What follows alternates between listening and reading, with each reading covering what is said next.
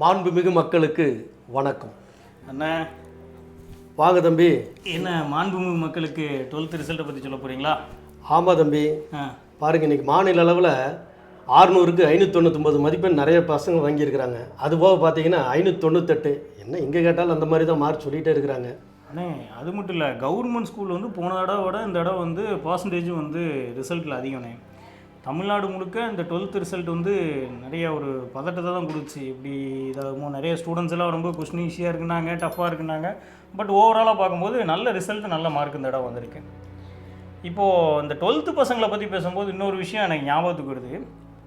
போன மாதம் ஒரு 14 வயசு பையன் இந்தியாவில் ஒரு சம்பவம் பண்ணான். நீங்கள் என்னென்னு உங்களுக்கு ஞாபகம் இருக்கா? IPL 100 ரன் எடுத்து போட்டான்னு சொல்லி போட்டு பிரதமர் மோடி வரைக்கும் அதை பயங்கரமாக கலகலப்பாக பேசிகிட்டு இருந்தாங்க. அதை பற்றி சொல்லிட்டு இருக்கிறேன். நான் சொன்னேன், இந்தியாவில் நீங்கள் சொன்ன மாதிரி வட மாநிலத்தில் ஒரு 14 வயசு பையன் 35 பாலில் 100 அடித்தான். நம்ம மோடி ஐயா கூட பாராட்டினாங்க, அதெல்லாம் கரெக்டு தான். ஆனால் நம்ம தமிழ்நாட்டில் தென் மாவட்டத்தில் வந்து ஒரு 14 வயசு பையன், 8 படிக்கிற பையன், கூட படிக்கிற பையனை வந்து ஏதோ ஒரு சின்ன பிரச்சனை 2 பேர்த்துக்கு நடுவில் ஒரு ஆயுதத்தை எடுத்துகிட்டு போய் தாக்குனான்னு சொல்லி இன்றைக்கி அதுக்கு உண்டான தண்டனை அனுபவிச்சிட்ருக்கான். அது என்ன ஞாபகம் இருக்கா உங்களுக்கு? அது எதாவது படிச்சிங்களா? தம்பி, இன்றைக்கி இருக்கிற 12 வயசு 14 வயசு 8 வயசு 6 வயசு பையன் வரைக்கெல்லாம் இன்றைக்கி மனுஷன் வந்து அவங்கள யாரையுமே வந்து உருவாக்குறாங்களே தவிர அழகாக குழந்தைகளை வளர்க்குறதில்ல. இதை நினச்சி பார்த்தாலே எங்களுடைய காலங்களை நினச்சி பார்த்தா பெரிய பொன்னான காலங்களாட்ட ரொம்ப சந்தோஷமான காலங்களாக தோணுது.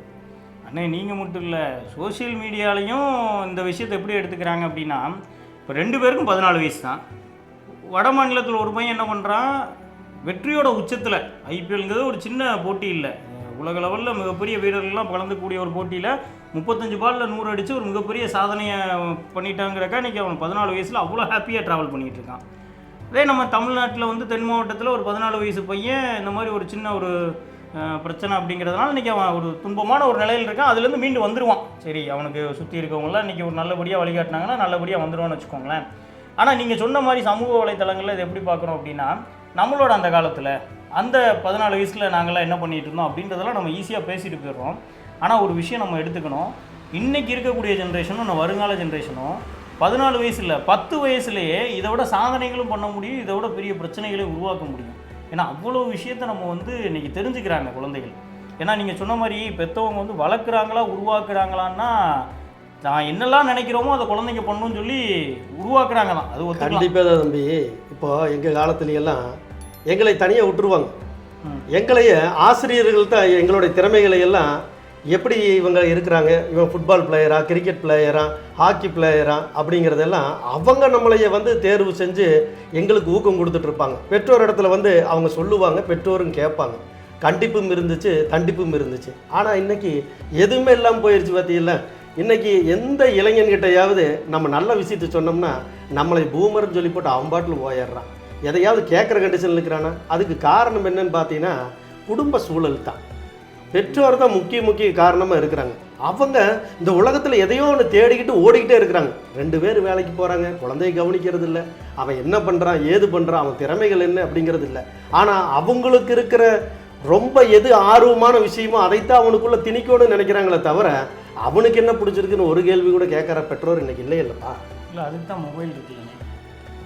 மொபைல் வச்சு போட்டு என்ன பண்ணுறது, மொபைல் வச்சு நோண்டி போட்டு வேண்டாத்தான் பார்த்துட்டு இருக்கிறானு, வேண்டாத்தான் உருவாக்குறானு. இன்றைக்கி சினிமாவே எடுத்துக்கிட்டிங்கன்னா ஹீரோ வர்றான், ஒரு அருவாள் எடுத்துகிட்டு வந்து நிற்கிறான், 100 பேர்த்த வெட்டி வீசுறானப்பா, ரத்தாறு தானப்பா ஓடுது, அவன் மனசுக்குள்ளே எது போய் பதிவு போகுது?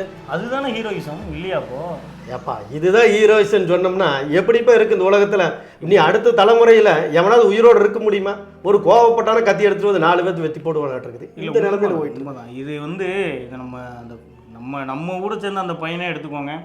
இந்த 14 வயசில் அந்த பையனுக்கு வந்து ஒரு கோபம் உள்ளே இருக்குது பார்த்தீங்களா? அந்த கோபத்தை இதை இன்னொரு மாதிரி நான் புரிஞ்சுக்கிட்டேன். அது எப்படி புரிஞ்சுக்கிட்டேன்னா, இப்போ நீங்கள் சொன்னதுலேருந்து எடுத்துக்கோங்க, அந்த பையன் வந்து கூட படிக்கிற பையன் மேலே ஒரு கோபம் இருக்குது. அந்த கோபத்துக்காக ஏதோ ஒரு விஷயம் பண்ணணும்னு நினைக்கிறான். அவன் பண்ணணும்னு நினச்சி அதை செயல்படுத்துகிறான் பார்த்தீங்களா? வீட்டிலேருந்து அந்த ஒரு ஆயுதத்தை எடுக்கிறான். அவங்க அப்பா அம்மாவை நினச்சோ, இல்லை அவங்க அந்த ஆயுதத்தை எடுத்துகிட்டு வெளியில் வரும்போது அவங்க பக்கத்து வீட்டுக்காரங்க ஒரு பஸ்ஸுலேயோ அவங்க அப்பா கூடயோ தான் வண்டியில் வந்திருப்பான். அப்போயும் அவனுக்கு பயம் இல்லை.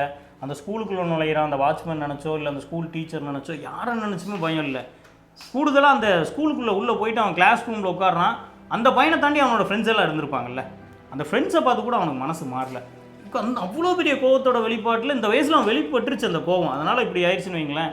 இதே ஒரு 25 வயசில் அந்த கோவம் வெளியே வந்துச்சுன்னா என்ன ஆயிருக்கும்? நம்ம அதை யோசிச்சு பார்க்கணும் இல்லையா? அப்போது இந்த இடத்துல என்ன அப்படின்னா, நம்ம பையனை மட்டும் சொல்ல முடியாது. இப்போ அந்த 35 வயசில் 100 அடித்த பையனை எடுத்துக்கோங்க, அவங்க அப்பா வந்து இவ்வளோ கஷ்டப்பட்டாங்க, அம்மா இவ்வளோ கஷ்டப்பட்டாங்கன்னு சொல்லி பெருமையாக பேசுகிறோம்.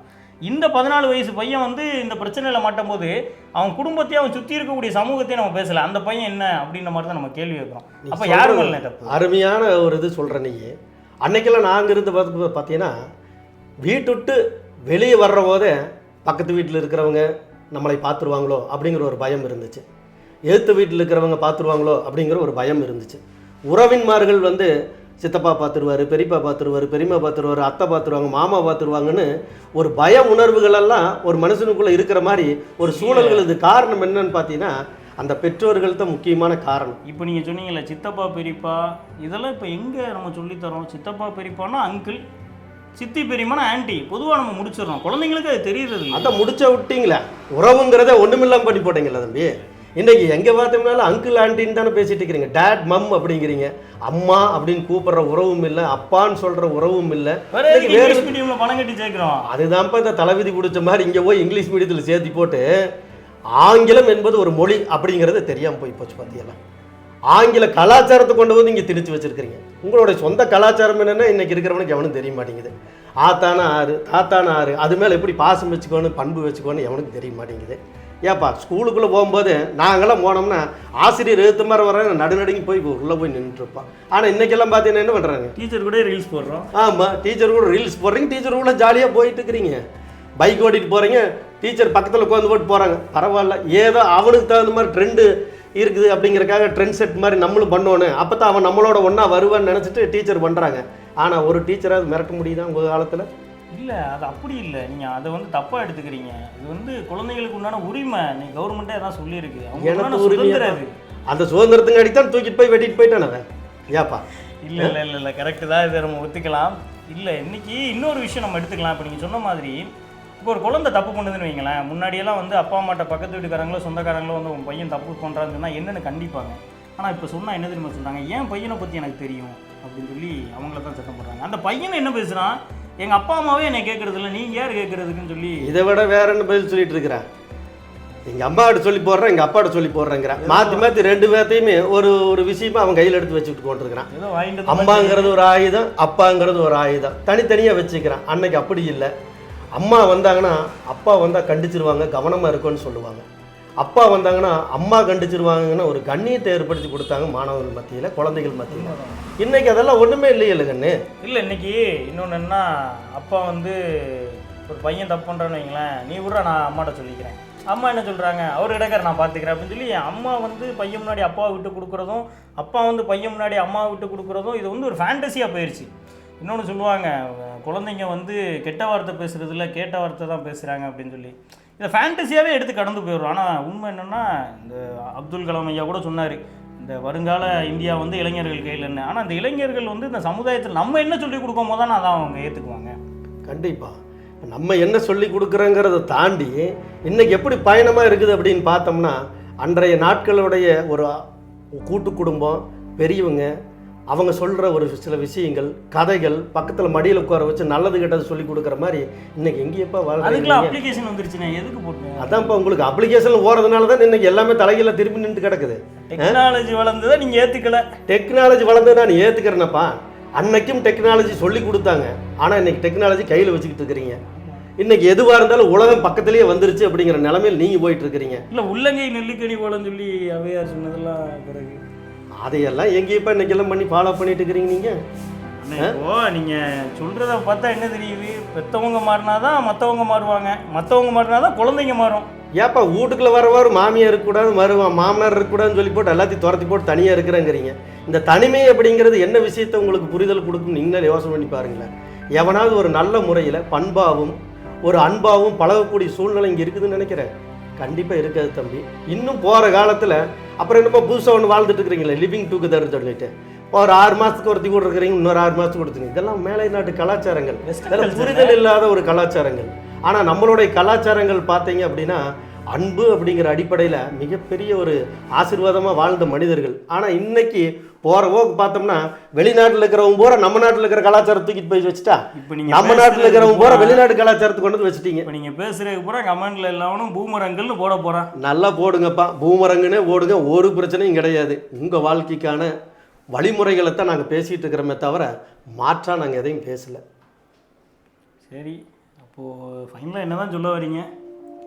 பண்பு அன்பு அப்படிங்கிறது குடும்பத்திலிருந்து தான் வளரணும் குழந்தைங்க. கலாச்சாரத்தை கண்டிப்பாக ஒவ்வொருத்தனும் வந்து பாதுகாக்கிறவனாக இருக்கணும். புது கலாச்சாரத்துக்குள்ளே பயணம் பண்ணான்னா அவன் வாழ்க்கை ஒன்றும் இல்லாமல் போயிருங்கிறதுக்கு இன்றைய கால சூழ்நிலையில் ஒரு உதாரணமாக நம்மளுக்கு இருக்குது. மீண்டும் சந்திப்போம் மாண்புமிகு மக்களே.